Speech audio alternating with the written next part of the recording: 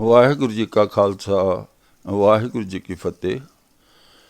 ਚਰਿਤਰੋਪਖਿਆਨ 'ਤੇ ਸਾਡੀ ਜੋ ਵਿਚਾਰ ਲੜੀ ਚੱਲ ਰਹੀ ਹੈ, ਅੱਜ ਅਸੀਂ ਵਿਚਾਰਨ ਜਾ ਰਹੇ ਹਾਂ ਚਰਿੱਤਰ ਨੰਬਰ 259 259। ਕਿਉਂਕਿ ਚਰਿੱਤਰਾਂ ਵਿੱਚ ਅਸ਼ਲੀਲਤਾ ਅਤੇ ਨਸ਼ੇ ਇਹ ਦੋ ਚੀਜ਼ਾਂ ਆਮ ਨੇ। ਇਹ ਜਿਹੜਾ ਚਰਿੱਤਰ ਹੈ ਇਹਦੇ ਵਿੱਚ ਅਸ਼ਲੀਲਤਾ ਦੀ ਹੱਦ ਪਾਰ ਕੀਤੀ ਹੋਈ ਹੈ। ਇਸ ਤੋਂ ਜ਼ਿਆਦਾ ਘਟੀਆ ਗੱਲ ਤੁਹਾਨੂੰ ਨਹੀਂ ਮਿਲੇਗੀ। ਅਗਰ ਇਹੋ ਜਿਹਾ ਸਮਾਜ ਦੀ ਬਣਤਰ ਹੋ ਗਈ, ਸਮਾਜ ਦੀ ਇਹੋ ਜਿਹੀ ਸੋਚ ਹੋ ਗਈ, ਮੈਂ ਤਾਂ ਕਈ ਵਾਰ ਸੋਚਦਾ ਹੁੰਦਾ ਯਾਰ, ਇਹ 404 ਚਰਿੱਤਰ ਗੁਰੂ ਗੋਬਿੰਦ ਸਿੰਘ ਜੀ ਦੇ ਨਾਮ ਨਾਲ ਇਹ ਸਾਡੇ ਵੀਰ ਕੀ ਸੋਚ ਕੇ ਜੋੜ ਰਹੇ ਨੇ? ਕਿਉਂ ਇੰਨੀ ਤੋਹੀਨ ਕਰ ਰਹੇ? ਅਸੀਂ ਸਾਰੇ ਇਤਿਹਾਸ ਤੋਂ ਵਾਕਫ ਹਾਂ ਕਿ 9 ਸਾਲ ਦੀ ਉਮਰ ਸੀ ਗੁਰੂ ਗੋਬਿੰਦ ਸਿੰਘ ਜੀ ਦੀ ਜਦੋਂ ਪਿਤਾ ਜੀ ਸ਼ਹੀਦ ਹੋ ਗਏ, ਗੁਰੂ ਤੇਗ ਬਹਾਦਰ ਜੀ ਸ਼ਹਾਦਤ ਹੋ ਗਈ। ਉਸ ਤੋਂ ਬਾਅਦ ਘਰ ਦੇ ਵਿੱਚ ਸਿਰਫ 2 ਔਰਤਾਂ ਸਨ। ਇੱਕ ਮਾਤਾ ਗੁਜਰੀ, ਇਹਨਾਂ ਦੇ ਮਾਤਾ ਜੀ, ਇੱਕ ਦਾਦੀ ਨਾਨਕੀ ਜੋ ਗੁਰੂ ਤੇਗ ਬਹਾਦਰ ਜੀ ਦੇ ਮਾਤਾ ਜੀ ਸਨ।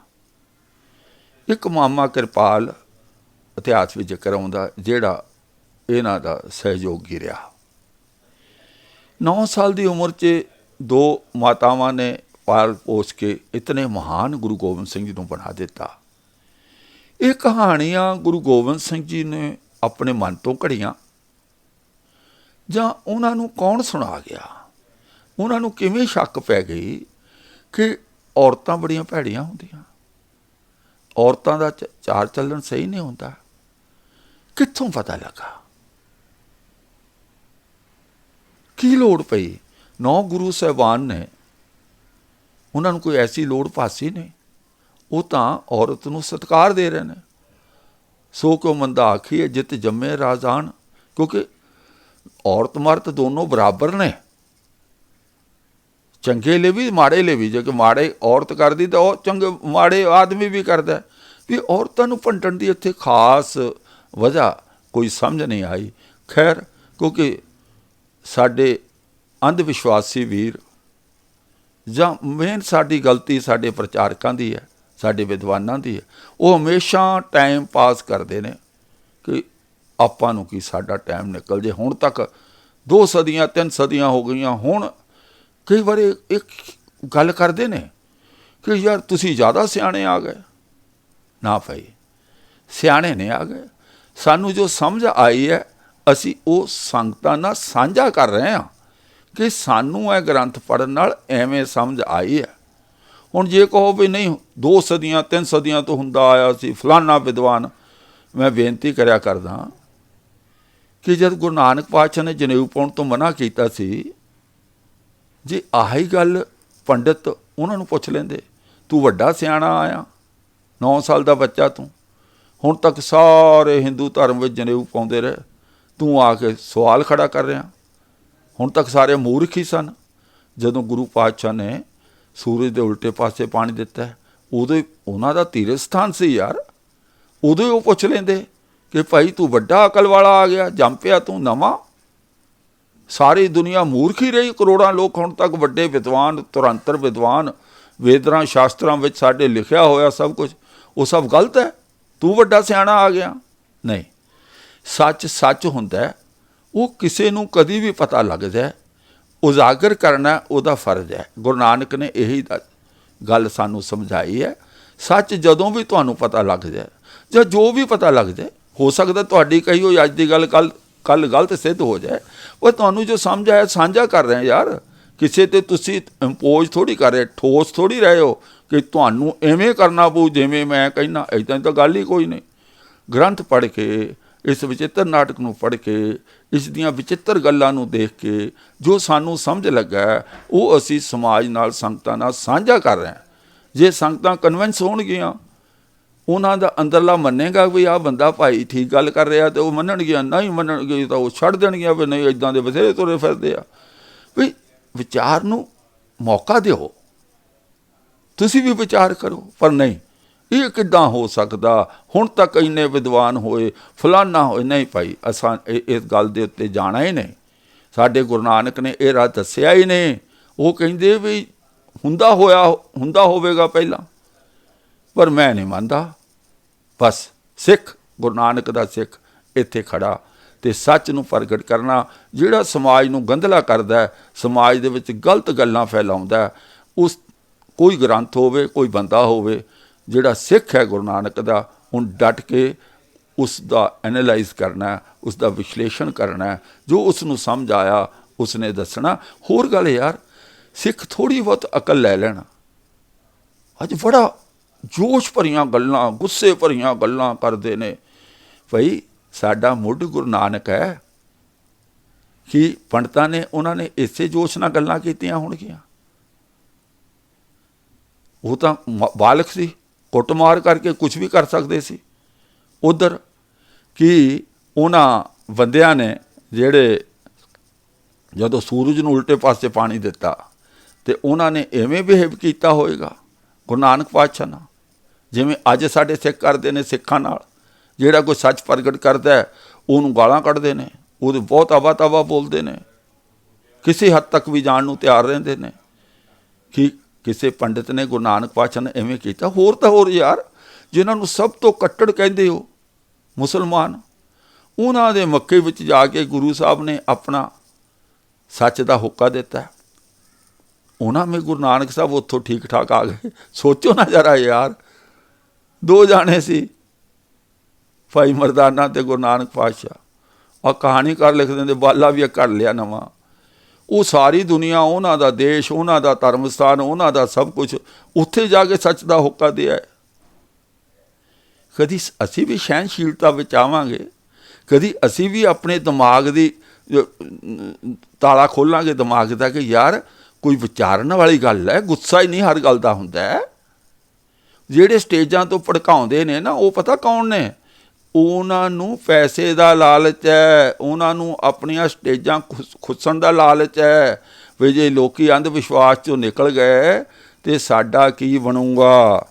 ਉਹਨਾਂ ਨੂੰ ਇਸ ਗੱਲ ਦਾ ਜਿਹੜਾ ਹੈ ਦੁੱਖ ਆ, ਇਸ ਕਰਕੇ ਉਹ ਇੰਨਾ ਕੁਛ ਕਰਦੇ ਨੇ ਭਾਈ। ਅਤੇ ਬਾਕੀ ਤੁਸੀਂ ਐਵੇਂ ਕਿਉਂ ਐਵੇਂ ਤੱਤੇ ਹੋਣਾ? ਗੱਲ ਨੂੰ ਸਮਝੋ ਔਰ ਆਓ ਅਸੀਂ ਆ ਜਿਹੜਾ ਚਰਿੱਤਰ ਵਿਚਾਰਦੇ ਹਾਂ। ਚਰਿੱਤਰ ਕੀ ਹੈ? ਰਾਜਾ ਰੁਦਰਕੇਤ ਰਾਸ਼ਟਰ ਦੇਸ਼ ਦਾ ਰਾਜਾ ਸੀ, ਜਿਸ ਵਰਗਾ ਧਰਤੀ ਉੱਤੇ ਹੋਰ ਕੋਈ ਦੂਜਾ ਰਾਜਾ ਨਹੀਂ ਸੀ। ਮ੍ਰਿਗ ਰਾਜ ਕਲਾ ਉਸ ਦੀ ਇਸਤਰੀ ਸੀ, ਜੋ ਰਾਜੇ ਦੇ ਹਿਰਦੇ ਵਿੱਚ ਵਸਦੀ ਸੀ। ਉਸ ਦੇ ਰੂਪ ਦੇ ਬਰਾਬਰ ਕੋਈ ਨਹੀਂ ਸੀ। ਵਿਧਾਤਾ ਨੇ ਕੇਵਲ ਉਹ ਇੱਕ ਹੀ ਅਜਿਹੀ ਬਣਾਈ ਸੀ। ਉਸ ਤੋਂ ਦੋ ਪੁੱਤਰ ਪੈਦਾ ਹੋਏ, ਜੋ ਅਸੀਮ ਰੂਪ ਦੀ ਖਾਨ ਸਨ, ਪਰ ਬਹੁਤ ਸੋਹਣੇ ਸਨ। ਉਹਨਾਂ ਦਾ ਜਿਹੜਾ ਨਾਂ ਸੀ, ਇੱਕ ਦਾ ਨਾਂ ਸੀ ਬ੍ਰਿਖਬਕੇਤ ਅਤੇ ਦੂਜੇ ਦਾ ਨਾਂ ਸੀ ਵਰਿਆਗੁਕੇਤ। ਉਹ ਦੋਵੇਂ ਬਹੁਤ ਹੀ ਰੂਪਵਾਨ ਸਨ ਔਰ ਬਹੁਤ ਬਹਾਦਰ ਸਨ। ਉਹਨਾਂ ਨੇ ਬਹੁਤ ਸਾਰੇ ਦੇਸ਼ਾਂ ਨੂੰ ਜਿੱਤਿਆ ਸੀ। ਉਹਨਾਂ ਨੇ ਭਾਂਤ ਦੇ ਦੇਸ਼ ਜਿੱਤ ਕੇ ਬਹੁਤ ਸਾਰੇ ਬੈਰੀ ਰਾਜੇ ਅਧੀਨ ਕਰ ਲਏ ਸਨ। ਜਿਹੋ ਜਿਹਾ ਛੋਟਾ ਕਮਰ ਸੁੰਦਰ ਸੀ, ਇਹੋ ਜਿਹਾ ਕਿਸੇ ਦੇਸ਼ ਵਿੱਚ ਵੀ ਨਹੀਂ ਸੀ। ਭਾਵ ਜਿਹੜਾ ਛੋਟਾ ਪੁੱਤਰ ਜ਼ਿਆਦਾ ਸੋਹਣਾ ਸੀ। ਕਹਾਣੀ ਇੱਥੇ ਆ ਕੇ ਟਿਕਦੀ ਹੈ ਕਿ ਉਹ ਜਿਹੜੀ ਰਾਣੀ ਸੀ, ਮਾਂ ਸੀ, ਉਹ ਆਪਣੇ ਪੁੱਤਰ 'ਤੇ ਮੋਹਿਤ ਹੋ ਗਈ। ਆਹ ਕਹਾਣੀ ਸਾਰੀ ਇਹਨੇ ਅੰਦਾਜ਼ਾ ਲਾ ਲਓ। ਸਕੀ ਮਾਂ ਆ, ਮਤਰੇਈ ਨਹੀਂ ਹੈ, ਸਕੀ ਮਾਂ ਆ। ਉਸਨੇ ਕੀ ਕੀਤਾ ਵੀ ਸੋਚਿਆ ਵੀ ਮੈਂ ਕਿਵੇਂ ਇਸ ਨੂੰ ਪ੍ਰਾਪਤ ਕਰਾਂ। ਉਸਨੇ ਰਾਜੇ ਨੂੰ ਬੁਲਾਇਆ, ਉਸ ਨੂੰ ਖੂਬ ਸ਼ਰਾਬ ਪਿਲਾਈ। ਫਿਰ ਵੱਡੇ ਤਿਲਕਧਾਰੀ ਪੁੱਤਰ ਵਾਲੇ, ਜਿਹਨੂੰ ਤਿਲਕ ਮਿਲਣਾ ਸੀ, ਅੱਗੇ ਰਾਜਾ ਬਣਨਾ ਸੀ, ਵੱਡੇ ਪੁੱਤਰ ਨੂੰ ਬੁਲਾਇਆ, ਉਸ ਨੂੰ ਵੀ ਖੂਬ ਸ਼ਰਾਬ ਪਿਲਾ ਕੇ ਬੇਸੁੱਧ ਕਰ ਦਿੱਤਾ। ਬੇਸੁੱਧ ਕਰਕੇ ਤੇ ਤਲਵਾਰ ਲੈ ਕੇ ਦੋਨਾਂ ਨੂੰ ਮੌਤ ਦੇ ਘਾਟ ਉਤਾਰ ਦਿੱਤਾ। ਜਦੋਂ ਦੋਨੋਂ ਮਰ ਗਏ ਤਾਂ ਉਸਨੇ ਫਿਰ ਰੌਲਾ ਪਾਉਣਾ ਸ਼ੁਰੂ ਕਰ ਦਿੱਤਾ। ਪੁੱਤਰ ਅਤੇ ਪਤੀ ਨੂੰ ਮਾਰ ਕੇ ਢਾਹਾਂ ਮਾਰ ਕੇ ਰੋਣ ਲੱਗ ਗਈ ਕਿ ਪਤੀ ਨੇ ਪੁੱਤਰ ਨੂੰ ਅਤੇ ਪੁੱਤਰ ਨੇ ਪਤੀ ਨੂੰ ਮਾਰ ਦਿੱਤਾ। ਵੀ ਸ਼ਰਾਬ ਪੀਤੀ ਸੀ, ਦੋਨੋਂ ਲੜ ਪਏ, ਦੋਨਾਂ ਨੇ ਇੱਕ ਦੂਜੇ ਨੂੰ ਮਾਰ ਦਿੱਤਾ। ਦੋਵੇਂ ਲੜਾਈ ਕਰਨ ਲਈ ਉਤਾਰੂ ਹੋ ਗਏ ਅਤੇ ਤਲਵਾਰਾਂ ਕੱਢ ਕੇ ਗੁੱਸੇ ਨਾਲ ਤਪ ਗਏ।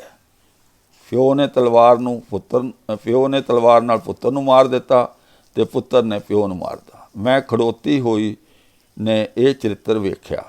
ਹੇ ਪਰਮਾਤਮਾ, ਮੇਰੀਆਂ ਅੱਖਾਂ ਫਟ ਕਿਉਂ ਨਾ ਗਈਆਂ, ਇਹਨਾਂ ਨੂੰ ਦਾਓ ਬਚਾਉਣਾ ਨਾ ਆਇਆ, ਇਸ ਲਈ ਦੋਹਾਂ ਦਾ ਕਾਲ ਆ ਗਿਆ।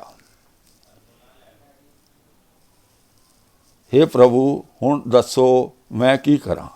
ਕੀ ਹਿਰਦੇ ਵਿੱਚ ਕਟਾਰ ਮਾਰ ਕੇ ਮਰ ਜਾਵਾਂ, ਸੰਨਿਆਸੀ ਹੋ ਕੇ ਵਣ ਨੂੰ ਚਲੀ ਜਾਵਾਂ ਅਤੇ ਛੋਟੇ ਪੁੱਤਰ ਦੇ ਸਿਰ ਉੱਤੇ ਰਾਜ ਛਤਰ ਚਲਾ ਦਿਆਂ? ਪਹਿਲਾਂ ਪਤੀ ਅਤੇ ਪੁੱਤਰ ਨੂੰ ਮਾਰਿਆ ਅਤੇ ਫਿਰ ਛੋਟੇ ਪੁੱਤਰ ਨੂੰ ਰਾਜ ਦੇ ਦਿੱਤਾ, ਫਿਰ ਜੋਗਣ ਦਾ ਰੂਪ ਧਾਰਨ ਕੀਤਾ ਅਤੇ ਫਿਰ ਉੱਤਰ ਦਿਸ਼ਾ ਦੇ ਮਾਰਗ ਉੱਤੇ ਪੈ ਗਈ। ਉੱਥੇ ਜਾ ਕੇ ਸ਼ਿਵ ਦੀ ਬਹੁਤ ਤਰ੍ਹਾਂ ਨਾਲ ਤਪੱਸਿਆ ਕੀਤੀ। ਉਸ ਇਸਤਰੀ ਦੀ ਕਠੋਰ ਸਾਧਨਾ ਤਪੱਸਿਆ ਨੂੰ ਵੇਖ ਕੇ ਰੁਦਰ ਮਤਲਬ ਸ਼ਿਵ ਜਿਹੜਾ ਸੀ ਪ੍ਰਸੰਨ ਹੋ ਗਿਆ। ਸ਼ਿਵ ਨੇ ਕਿਹਾ, ਹੇ ਪੁੱਤਰੀ, ਤੂੰ ਵਰ ਮੰਗ ਜੋ ਤੇਰੇ ਹਿਰਦੇ ਵਿੱਚ ਵਿਆਪ ਰਿਹਾ ਹੈ। ਰਾਣੀ ਨੇ ਕਿਹਾ, ਹੇ ਪਿਤਾ, ਜੇ ਦੇਣਾ ਚਾਹੋ ਤਾਂ ਮੈਂ ਤੁਹਾਡੇ ਤੋਂ ਇਹ ਵਰ ਪ੍ਰਾਪਤ ਕਰਾਂ ਕਿ ਬਿਰਧ ਤੋਂ ਜਵਾਨ ਹੋ ਜਾਵਾਂ। ਇਹ ਮਰ ਲਿਆ ਕਿ ਮੈਂ ਬੁੱਢੀ ਹੋ ਗਈ ਹਾਂ, ਮੈਂ ਜ਼ਬਾਨ ਹੋ ਜਾਵਾਂ। ਤੇ ਅੱਗੋਂ ਸ਼ਿਵ ਨੇ ਵਰ ਦਿੱਤਾ ਅਤੇ ਉਹ ਬੁੱਢੀ ਤੋਂ ਜਵਾਨ ਹੋ ਗਈ। ਸੱਪ ਦੀ ਕੁੰਝ ਉਤਾਰਨ ਵਾਂਗ ਉਸ ਇਸਤਰੀ ਨੇ ਪੁਰਾਤਨ ਚਮੜੀ ਉਤਾਰ ਦਿੱਤੀ। ਚੌਪਈ।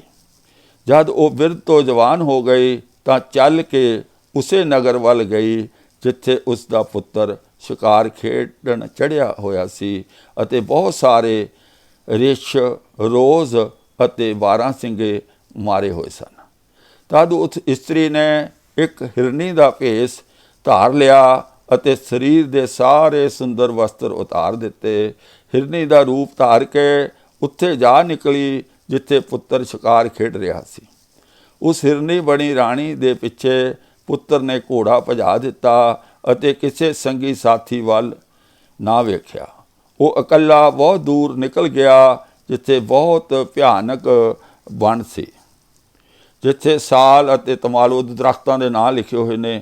ਹਿਰਨੀ ਉੱਥੇ ਪਹੁੰਚ ਕੇ ਅਲੋਪ ਹੋ ਗਈ ਅਤੇ ਉੱਤਮ ਇਸਤਰੀ ਦਾ ਭੇਸ ਬਣਾ ਲਿਆ। ਆ ਕੇ ਉਸ ਨੂੰ ਆਪਣਾ ਰੂਪ ਵਿਖਾਇਆ ਅਤੇ ਰਾਜਕੁਮਾਰ ਨੂੰ ਮੋਹਿਤ ਕਰ ਦਿੱਤਾ। ਮਾਂ ਨੇ ਆਪਣੇ ਪੁੱਤ ਨੂੰ ਮੋਹਿਤ ਕਰ ਦਿੱਤਾ। ਉਸ ਲਈ ਉਸਨੇ ਰਾਜੇ ਨੂੰ ਮਾਰਿਆ, ਆਪਣੇ ਪਤੀ ਨੂੰ, ਆਪਣੇ ਵੱਡੇ ਪੁੱਤਰ ਨੂੰ ਮਾਰਿਆ। ਹਿਰਨੀ ਬਣ ਕੇ ਗਈ, ਉੱਥੋਂ ਫਿਰ ਔਰਤ ਦਾ ਰੂਪ ਬਣਾ ਕੇ ਆ ਗਈ, ਬਹੁਤ ਸੋਹਣੀ ਸੀ, ਆਪਣੇ ਪੁੱਤਰ ਨੂੰ ਮੋਹਿਤ ਕਰ ਦਿੱਤਾ। ਅੜਿਲ। ਕੁੰਵਰ ਪੁੱਛਣ ਲੱਗਾ, ਦੱਸ ਤੂੰ ਦੇਵ ਇਸਤਰੀ, ਦੈਂਤ ਇਸਤਰੀ ਜਾਂ ਕਿੰਨਰੀ ਦੋਵਾਂ ਵਿੱਚੋਂ ਕੌਣ ਹੈ? ਬਹੁਤ ਸੋਹਣੀ ਸੀ ਤਾਂ ਉਸਨੇ ਉਹਨੂੰ ਬਹੁਤ ਕੁਝ ਪੁੱਛਿਆ।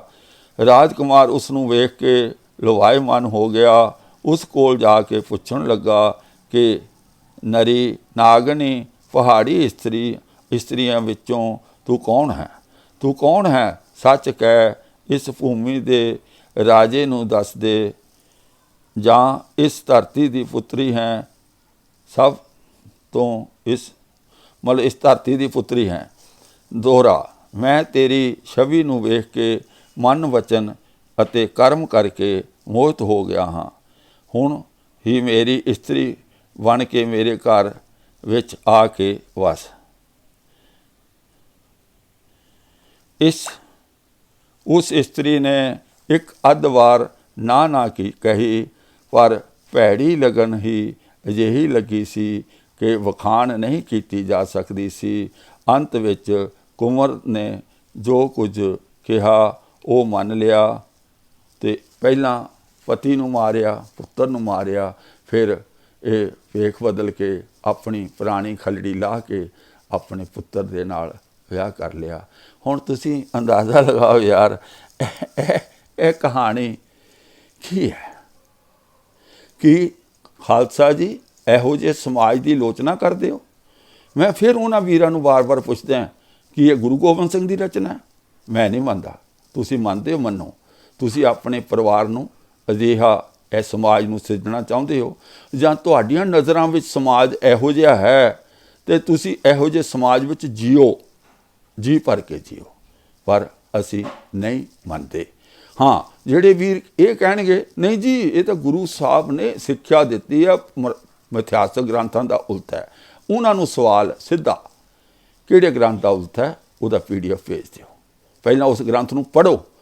ਇਹ ਜਿਹੜੇ ਸਟੇਜਾਂ ਤੋਂ ਤਾਰਾ ਮਾਰਦੇ ਨਾ ਕਿ ਇਹ ਪੁਰਾਣੇ ਗ੍ਰੰਥਾਂ ਦਾ ਉਲਥਾ, ਐਂ ਗੁਲਥਾ ਸਿੱਖਿਆ ਦੇਣ ਲਈ, ਮੈਨੂੰ ਦੱਸੋ, ਉਹਨਾਂ ਨੂੰ ਪੁੱਛੋ ਕਿਹੜੇ ਗ੍ਰੰਥ ਦਾ ਉਲਥਾ, ਉਹਦਾ ਵੇਰਵਾ ਪੁੱਛੋ। ਉਹ ਤੁਸੀਂ ਤਾਂ ਪੁੱਛੋਗੇ ਜੇ ਵਾਕਿਆ ਹੀ ਤੁਸੀਂ ਗੁਰੂ ਗਿਆਨ ਨਾਲ ਜੁੜਨਾ ਚਾਹੋਗੇ।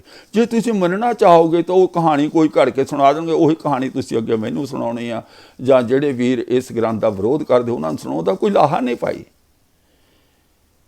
ਉਹ ਇਹਦੇ ਨਾਲ ਕਿਸੇ ਨੇ ਕਨਵਿੰਸ ਨਹੀਂ ਹੋਣਾ। ਜਿਹੜਾ ਸੱਚ ਦੇ ਗਿਆਨ ਦੇ ਮਾਰਗ 'ਤੇ ਪੈ ਗਿਆ ਨਾ, ਉਹ ਤੁਹਾਡੀਆਂ ਥੋਥੀਆਂ ਕਹਾਣੀਆਂ ਨਾਲ ਉਸਨੇ ਕਨਵਿੰਸ ਨਹੀਂ ਹੋਣਾ, ਉਸਨੇ ਉਹਨਾਂ ਨੂੰ ਨਹੀਂ ਮੰਨਣਾ। ਜੇ ਮਿਹਨਤ ਕਰੋ, ਲੱਭੋ ਕਿਹੜੇ ਗ੍ਰੰਥ ਦਾ ਉਲਥਾ, ਪੜ੍ਹਾਂਗੇ।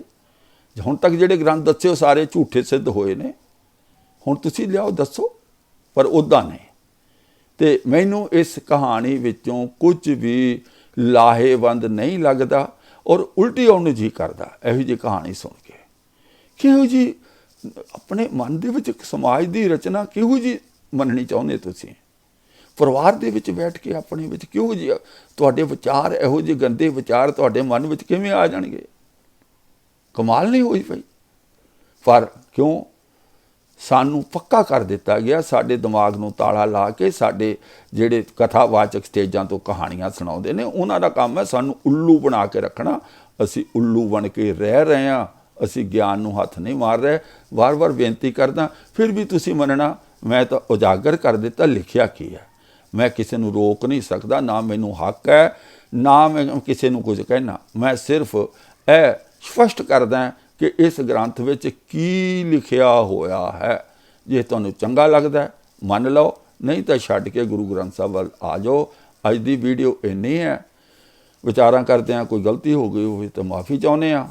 ਇੱਕੋ ਹੀ ਬੇਨਤੀ ਵਾਰ-ਵਾਰ ਕਰਦੇ ਹਾਂ ਕਿ ਭਈ ਰਲ ਮਿਲ ਕੇ ਅਸੀਂ ਗੁਰੂ ਨਾਨਕ ਪਾਤਸ਼ਾਹ ਦੇ ਪੰਥ ਨੂੰ ਉਜਾਗਰ ਕਰਨਾ, ਅੱਗੇ ਲੈ ਜਾਣਾ, ਗੁਰੂ ਗ੍ਰੰਥ ਸਾਹਿਬ ਦੀ ਵਿਚਾਰਧਾਰਾ ਨੂੰ ਸਮਾਜ ਵਿੱਚ ਪ੍ਰਚਾਰਨਾ, ਅਤੇ ਇਹੋ ਜਿਹੇ ਗ੍ਰੰਥਾਂ ਨੂੰ ਨਕਾਰਨਾ ਜਿਹੜੇ ਸਾਨੂੰ ਗੁਰਮਤਿ ਦੇ ਮਾਰਗ ਤੋਂ ਪਾਸੇ ਲਿਜਾਂਦੇ ਨੇ। ਤਾਂ ਉਹਦੇ ਲਈ ਸਹਿਯੋਗ ਇਹ ਚਾਹੀਦਾ ਕਿ ਮੇਰੇ ਚੈਨਲ ਸੱਚ ਦੀ ਖੋਜ ਵਿਦ ਬਲਦੇਵ ਸਿੰਘ MA ਨੂੰ ਸਬਸਕ੍ਰਾਈਬ ਕਰੋ, ਵੀਡੀਓ ਨੂੰ ਲਾਈਕ ਕਰੋ, ਪਸੰਦ ਕਰੋ, ਸ਼ੇਅਰ ਕਰੋ, ਅਤੇ ਘੰਟੀ ਦਾ ਬਟਨ ਵੀ ਦਬਾ ਦਿਓ ਤਾਂ ਕਿ ਜਦੋਂ ਮੈਂ ਵੀਡੀਓ ਪਾਵਾਂ ਸਿੱਧੀ ਤੁਹਾਡੇ ਕੋਲ ਪਹੁੰਚ ਜਾਏ। ਧਿਆਨ ਨਾਲ ਸੁਣ ਜੋ। ਅਗਰ ਕੋਈ ਸਵਾਲ ਹੁੰਦਾ ਹੈ ਤਾਂ ਵੀਡੀਓ ਪੂਰੀ ਸੁਣ ਕੇ ਫਿਰ ਸਵਾਲ ਕਰੋ। ਐਵੇਂ ਨਾ ਸਵਾਲ ਕਰੋ ਫਿਰ ਐਂ ਕਿੱਦਾਂ ਹੋਊਗੀ, ਇੱਕ ਸਵਾਲ ਦਾ ਤਾਂ ਦੂਜਾ ਸਵਾਲ ਐਂ ਕਿਵੇਂ ਹੋਊ। ਵੀ ਸੌਰੀ, ਇੱਦਾਂ ਕਿਸੇ ਦੇ ਸਵਾਲ ਦਾ ਕੋਈ ਉੱਤਰ ਨਹੀਂ ਦਿੱਤਾ ਜਾਏਗਾ। ਹਾਂ, ਵੀਡੀਓ ਨੂੰ ਸੁਣੋ, ਫਿਰ ਜੇ ਤੁਹਾਡੇ ਕੋਈ ਸਵਾਲ ਉਤਪੰਨ ਹੁੰਦਾ ਉਹ ਸਵਾਲ ਕਰੋ, ਉਹਦਾ ਨਿਸ਼ੰਗ ਹੋ ਕੇ ਉੱਤਰ ਦਿਆਂਗੇ। ਆਓ ਫਤਿਹ ਬੁਲਾਈਏ। ਵਾਹਿਗੁਰੂ ਜੀ ਕਾ ਖਾਲਸਾ, ਵਾਹਿਗੁਰੂ ਜੀ ਕੀ ਫਤਿਹ।